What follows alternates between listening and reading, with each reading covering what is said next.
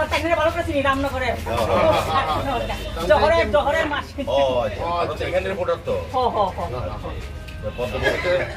আশীর্বাদ করবেন অবশ্যই। পৌর নিগমের মেয়র কিন্তু অবশ্যই আমার স্বামী তারা জানে কংগ্রেস তো কংগ্রেস বিজেপি তো উইরা আইছে না, কংগ্রেসের লোকই তো বিজেপি জানে।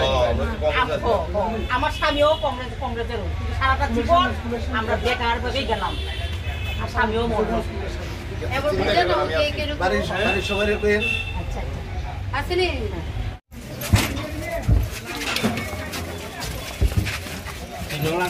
সরস না এদিকে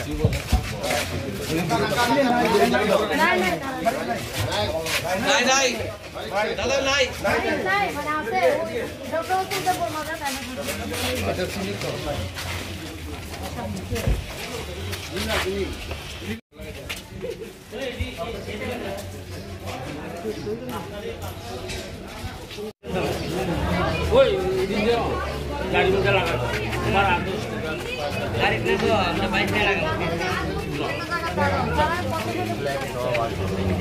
এ সবাই দাঁড়াও না হে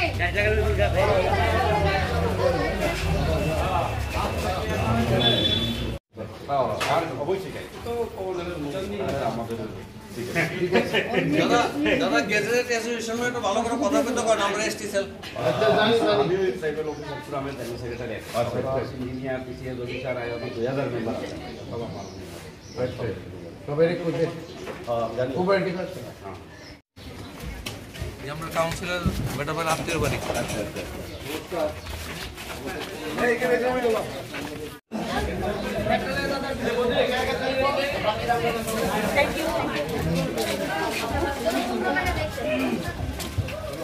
লাগবে না দাদা তারা ভাই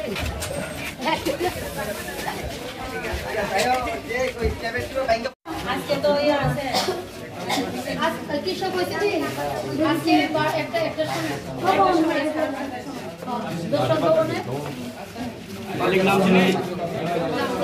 मालिक नाम सुनी मालिक हो ओई मालिक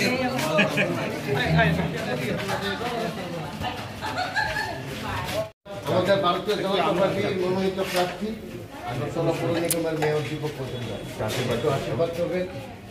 আশীর্বাদ চাই হ্যাঁ আজকে খাইতে যাবো